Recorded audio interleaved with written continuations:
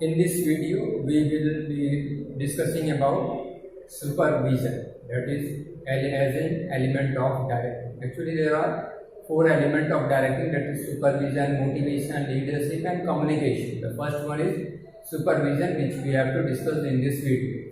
Now, what is the two things which we are discussing? Important is the first is function, that is meaning and function. Then we will move to motivation. First of all, meaning of supervision. Actually, supervision is formed from two words, that is super and vision. Super and vision. These are the two words through which the combined meaning of supervision is that super means over, means something extra over and above, and vision means to see. So supervision means to oversee something, to oversee. Supervision means to oversee. Means oversee what? The workers or the employees when they are working, and the person who oversees it is known as a supervisor. That the person who oversees the work is known as supervisor, and the work which he performs is known as supervision. The worker whosoever is performing the work, and the manager who is looking after or overseeing the work which is being done by the employees of the worker will be known as supervisor, and his work will be known as a supervision. So supervision means overseeing the workers while they are doing the work. Overseeing the workers and overseeing or observing the activities or work of the, you can say, employees when they are engaged in some activity or doing some work. That is known as supervision. Now, what are the various functions of a supervisor? Under supervision, what are the various functions which are performed by a supervisor? First is that the supervisor performs the function of the, you can say, he maintains a interpersonal contact. Interpersonal contact with the worker. Contact with worker, or you can say that is employees also, you can say employees. Interpersonal contact with the worker or the employees means the supervisor is to look after, you can say he maintains a close contact or a close contact with the worker, means he try to maintain a good rapport or relationship with the workers so that the workers are also feeling comfortable while doing work under him. So he maintains interpersonal relationship with the worker, or good relationship, or good, you can say, good contact is maintained by the supervisor with the worker so that the worker feel comfortable under him while doing the work. Moreover, the supervisor will also be, you can say, helping the worker, or you can say guiding them so that they are feeling comfortable while doing the work also. So he tries to maintain a good personal contact with the worker so that the worker also feel comfortable, and if a person feel comfortable while doing, or if a person feels comfortable, so his work can be, you can say, expectation of work can be that the work will be done in a, you can say, better way or in a good manner, you can say. Next, the supervisor also, since supervisor is known as lowest level manager also. Supervisor is also known as lowest level manager. Under him only the workers are there. Under the supervisor only workers are there, and above the supervisor is the, you can say, the middle level managers are there. Supervisor is known as lower level manager, and the subordinate, the superior of the lower level manager is you can say middle level manager. So the supervisor acts as a link between the middle level manager and the worker. He acts as a link. The supervisor, you can say, act as a link. Act as a link between worker and middle level manager.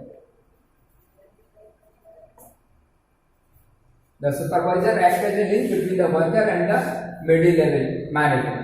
Means because below the supervisor is the worker directly is, you can say, dealing with the worker or overseeing the work of the workers, and above him or the superior to him is the middle level manager. So whatever problems or suggestions are there, you can see the problems of the, you can say, worker are communicated to the middle level manager, and the order and instruction of the middle level manager is communicated to the workers so that work is done according to the middle level managers or the top level manager who frame the policies or you can say the the way of doing the work. He will interpret the work, whatever work will be done and how the work will be done. It will be done according to the instruction given by the middle level manager, and this is communicated to the worker through the supervisor. So the supervisor is acting as a link between the worker and the middle level manager. Next is there is he promotes, he or she also you can write,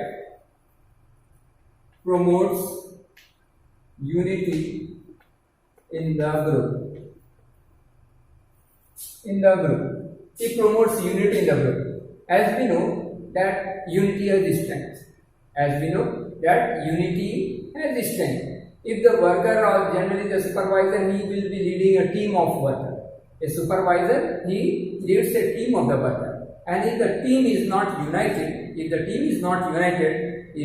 can say disintegrated, then the effort will go in vain. The effort of the team will go in vain. So in order to win the match, you know that everybody have to contribute in a, you can say, integrated manner or in a right fashion. Everyone has to, you can say, there should be unity in the group should be there.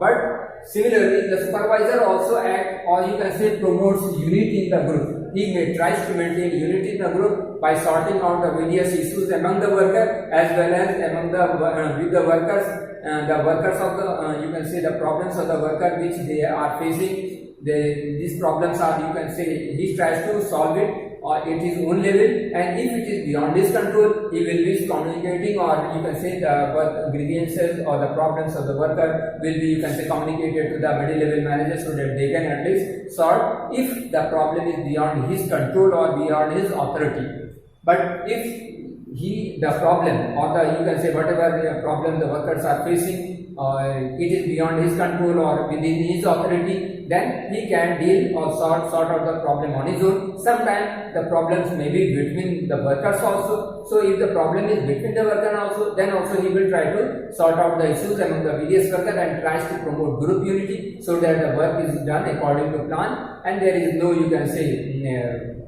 according to plan the work is done. And since there will be unity in the group, so work will be also done, or you can say the goal of the, you can say supervisor or you can say the organization can be achieved on time and you can say cost effective manner also. Next is, you can say, ensure performance as per plan. Performance as per plan. The work of the supervisor is also to directly deal with the worker. The supervisor directly deals with the workers. And actually the workers are, you can say, they are given some task or you can say plans are prepared. Plans are prepared and according to the plan, the work is to be done by the worker. And this, who will ensure that the plan is, you can say the work is being done according to the plan, it is the work of the supervisor. He has to ensure that the work is done according to plan. If there is any deviation or major deviation, especially if there is major deviation, then the supervisor work is to control the work and is to bring on track. The work is to be bring on track according to the plan. He has to ensure that the work is being done. And if there is minor deviation, that is, you can say it can be ignored. But if there is major deviation, the supervisor has to ensure that the work or the performance is according to the set plan which has been prepared by the top level or the, you can say, the middle level manager. Whosoever. Again,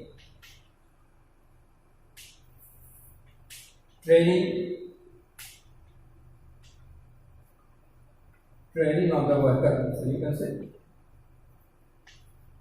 the supervisor also, he is superior to the, you can say, worker, or the workers are, you can say, subordinate to the supervisor. So it is the work of the supervisor, since he is an experienced person, he will be, of course, he will be experienced and he will have more skill and ability to the work. That is why he has been promoted or he has been appointed as a supervisor. So his work is also to train the employees also, the workers also. His work is to ensure that the workers are knowing how to do the work, and if there is any lacking or if they are not able to do the work, then it is the work of the supervisor to train them so that the work is done according to the plan. So the supervisor also provide training to the worker also if required. If required, he will be providing training or he will ensure that they get trained.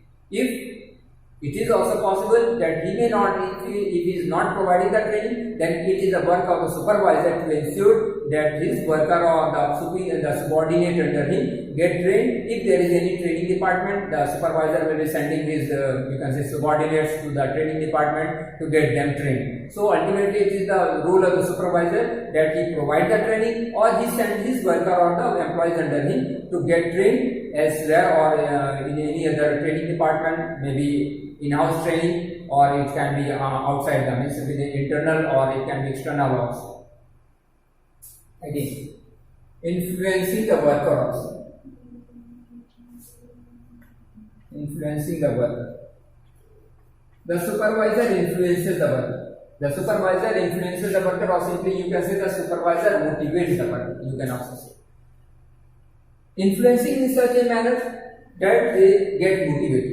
The work of the supervisor is to influence the worker, or you can say simply saying motivate the worker, so that the worker, you can say that they perform the work in a more efficient manner. If the workers are highly motivated, then they will be performing the work in, you can say, better output can be expected from them. And it is the work of the senior to motivate the workers. It is also the work of the, you can say, motivation can also be done by the colleagues also, but generally it is important that the senior person in the organization motivates his junior. That is you can say considered a better motivation than the colleagues.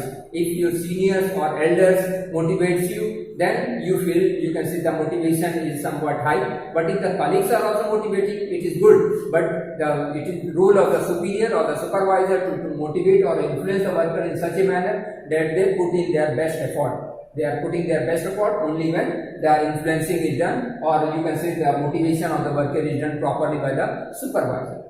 Now let us come to the next element of that is directing, that is motivation. This is about supervision element, that is one of the element of the directing is supervision. Next is motivation.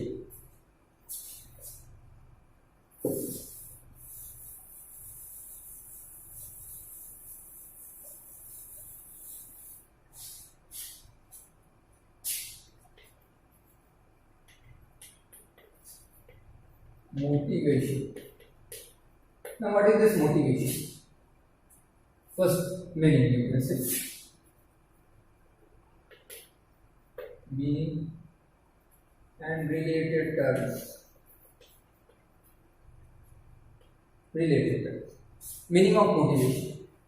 Motivation refer to influencing, or you can say encouraging the employees to put in their best effort while doing the work. Motivation refer to encouraging or stimulating the employees to do their best or to give their best for the organization or for anywhere wherever they are working. You can say even the students can be motivated to put their best effort. Means to encourage, simply to encourage others so that the others put their best effort. Motivation refer to encouraging other or stimulating other so that they put their best effort. This is meaning of motivation. There are three related terms which are related with motivation. These are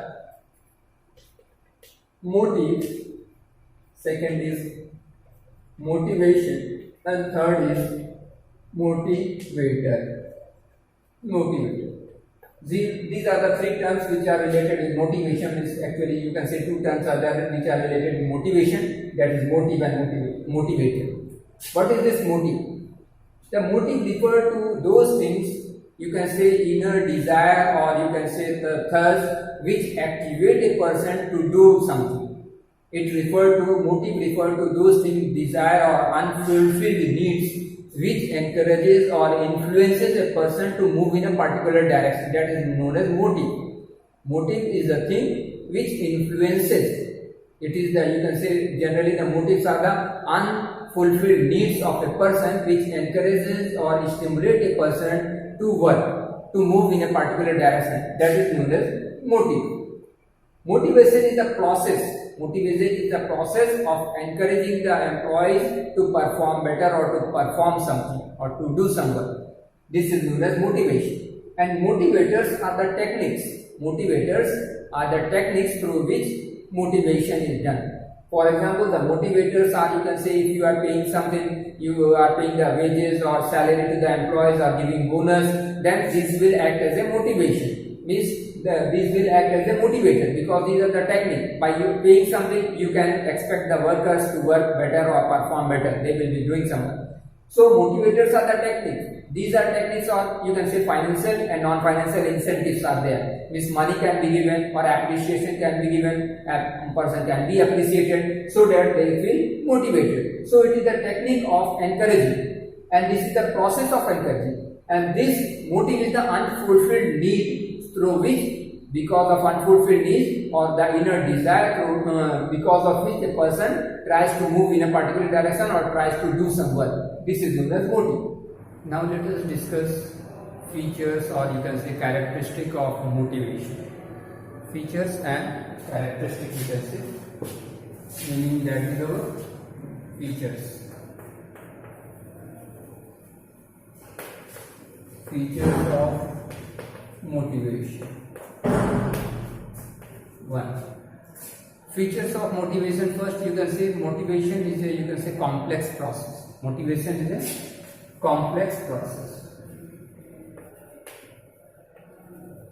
Motivation is a complex process because, as we know, motivation is a complex, because you can say the motivation for me, whatever will be motivate, whatever things will motivate me, it is not necessary that will motivate you also. Means every person or every individual is different. Every person or every individual is different. So same type of things cannot be given for everybody to motivate. For example, you can say a person who is already having one mobile phone, and if he is being provided a mobile phone, he can be motivated, he will be motivated, but not to some extent only, or he may not be motivated at all. Suppose he is already having an Apple mobile and he is being given a simple, you can say, Redmi mobile of, you can say, nearly 8,000. Okay. As we know, suppose he is already having a mobile phone of rupees 60,000. Now he is being offered a mobile phone of rupees 8,000. So he may not be motivated. The person may not be motivated at all, because he is already having a high level or a high-end mobile phone with him. But assuming that a person do not have mobile phone with him, or because he is belong to a very low income group and he do not have any mobile, and if he is offered this mobile, because he is not having any mobile and he is being given a mobile phone of rupees 8,000, so it will be a big motivation for him. It will be a big motivation for him, and that is why motivation is known as a complex process. That the same thing will not work for one person, there will be no motivation at all. For some other person, it will be, you can say, considered as a highly motivated thing. For him, it will be it will motivate him very highly. So the same thing is not affecting the same person in a similar fashion. Differently they will be motivated. That is why motivation is known as a complex thing. Next, you can say it is a psychological process. It is a psychological process. Motivation is a psychological process. Actually, psychological is the same, because as we know, motivation cannot be, it is an internal feeling actually. It is an internal feeling, it cannot be forced upon a person. For example, just now I told you that a person is already having a mobile phone of rupees 60,000 and you are providing a new mobile phone of rupees 8,000. So for him it will not act as a motivator, because his need of mobile phone is already fulfilled with a higher level, or you can say high-end mobile phone. And another person, Mr. B, is there who do not have any mobile phone at all, because he is belonging from, you can say, low income group, and he is being offered a mobile phone of rupees 8,000. For him it will be a big motivation. So it is an internal feeling. You cannot compel him that we are providing a mobile phone of rupees 8,000 to this particular person, say supposedly, and I cannot say that no, since I am providing this mobile phone, you have to get motivated, you have to feel motivated. I cannot force him. But similarly, this person, the B, who do not have any mobile phone, and when I provide him a mobile phone, I do not have to force upon him that he will get motivated. He will automatically get motivated. So motivation, it is a psychological process. It cannot be forced. It is the inner desire or unfulfilled need or urges. What he desire, what he aspire. This person was aspiring to have, or he was desiring a mobile phone, but he was not able to afford. This person was not desiring a mobile phone because he was already having a one mobile phone that is also very high end of mobile phone also. So he will not be get his desire for mobile phone is not there, but the person B, his desire for mobile phone was there, and if you provide him one mobile phone, he will get motivated. So it is a psychological process actually. It can be both positive as well as negative. Positive as well as negative. Now see what is positive motivation and what is negative motivation. Positive motivation, the motivation which is given in the form of, you can say, higher salary, more bonus, more commission, more benefits. If the person is given, then it is known as positive motivation. On the other hand, negative motivation, there is, you can say, if he is being demoted, there is reduction in the salary. If some punishment is given, if some threat is given, then it will be considered as negative motivation. So motivation can be both positive as well as negative. Now one important thing regarding motivation is that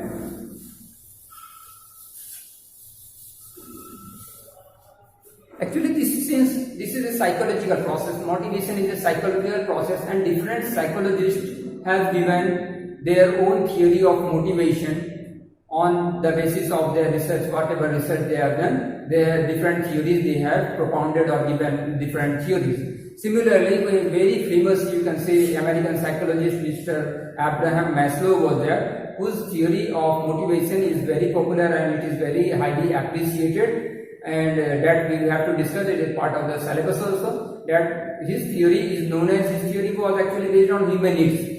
The psychological, you can say, the research of Abraham Maslow, it was based on human needs, and whatever theory he gave for motivation of need theory actually, Maslow's hierarchy of need theory. So according to Abraham Maslow's, human needs are classified. He has classified human needs into 5 categories. According to Abraham Maslow's, human needs can be classified into 5 categories, and these are arranged, you can say, in a hierarchical order. These are arranged in a hierarchical order, and all the needs are existing. All the 5 needs, or according to Maslow, exist in an individual, but they do not, you can say, generally some of the needs are active and some are dominant, which shows off, which some you can say, needs do not show off. Until and unless the previous needs are, you can say basic needs are satisfied, or the earlier needs are satisfied. The very first need is the basic, or you can say physiological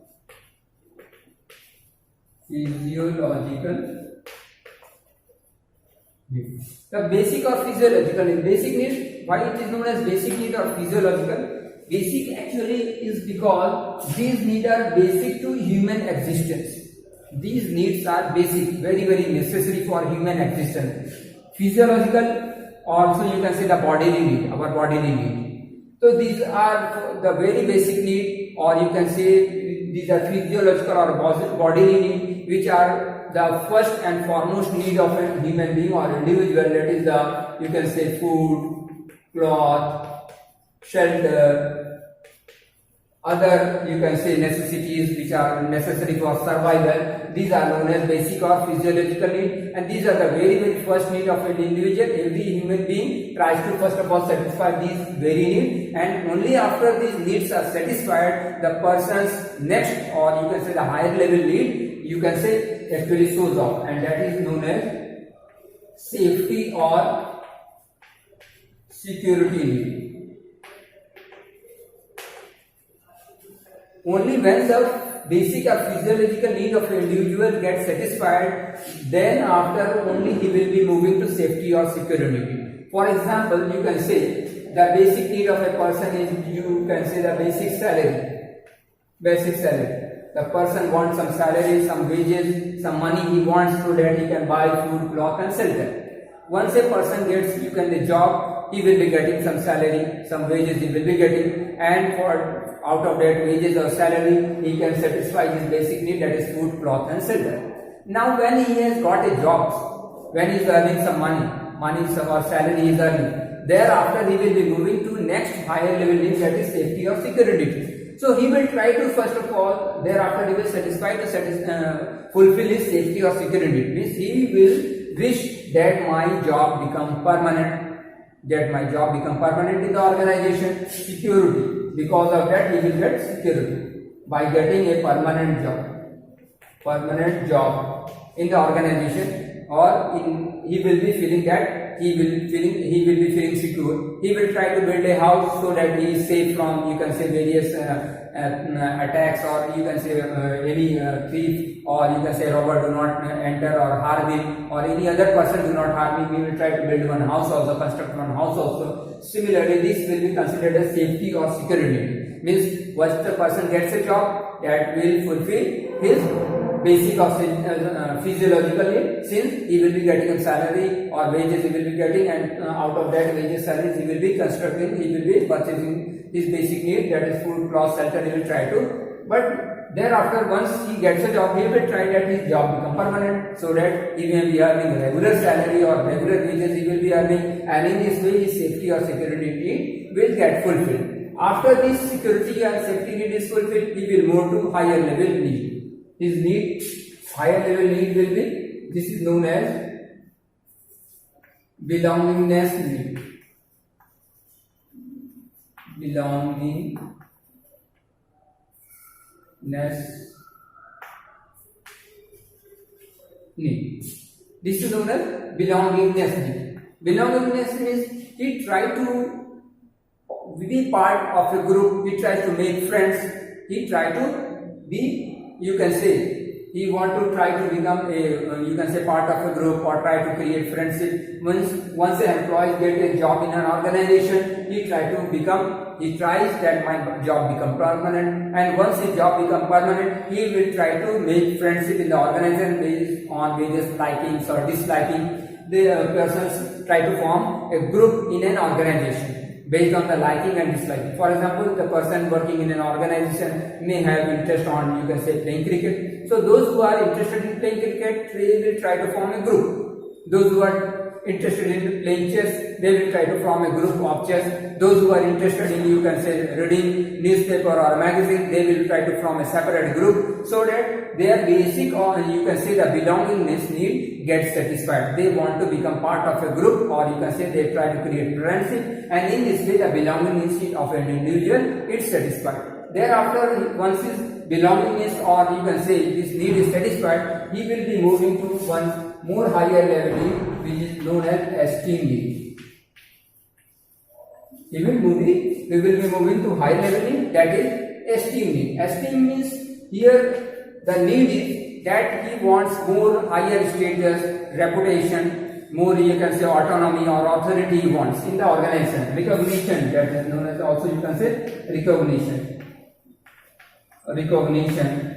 or autonomy, or you can say autonomy. These are the things under which the esteem needs come. That is, he wants recognition from his, you can say, friends or company, that the company appreciates his work or effort in the organization. He is given more authority, responsibilities, so his esteem need gets satisfied. Means that is the higher level need, because once he wanted the others should appreciate him, others work, and his work should be recognized in the organization, appreciated in the organization. He should be given more status, or more, you can say, autonomy should be given, and in this way his esteem needs will get satisfied. And the final and the ultimate need is the self-actualization need. Self-actualization need. This is the ultimate need. That is the ultimate thing, means it refers to those needs, means where the individual wants that whatever he wants in life, he wants to achieve the maximum which he thinks he can achieve in life. Self-actualization need refer to the needs which a person seeks the maximum, the ability which everybody wants. Everybody thinks that he has some ability or the maximum ability to do something or achieve something in life. And if he can achieve that thing in life, that is known as self-actualization. But truly speaking, the self-actualization need of the person goes on increasing day by day. Once he achieves one thing, means up to some, once he has he was expecting that I should be one of the billionaires in the world. Once he becomes a billionaire in the world, he will try to think that I should become one of the, you can say, richest person in the world. Is among the billionaires, I should be one of the, you can say, topmost billionaires. Once he becomes the topmost, he will again, his need will again rise higher, and he will think that not only is I should be the topmost billionaire in the world, I should be having more than what actually I have now. So in this way, the self-actualization need actually do not generally get satisfied. This need generally do not get satisfied. But truly speaking, one more thing is there, that not necessary, these are all not necessary also, that this hierarchy is followed, will be followed in every individual. There can be exception to the case can be there. Exception to the case can be there, because sometimes a person may not have this belongingness. There are persons who do not want to make friends,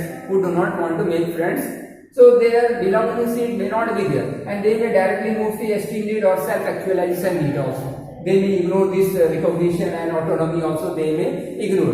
They may only focus on their work and try to achieve their last or ultimate need, that is the self-actualization need. It can be also possible, but these needs are basically existing in almost most of the individual or employees or worker in you can say society. This is all about this motivation. Next we will be discussing more about the other element of directing, that is leadership.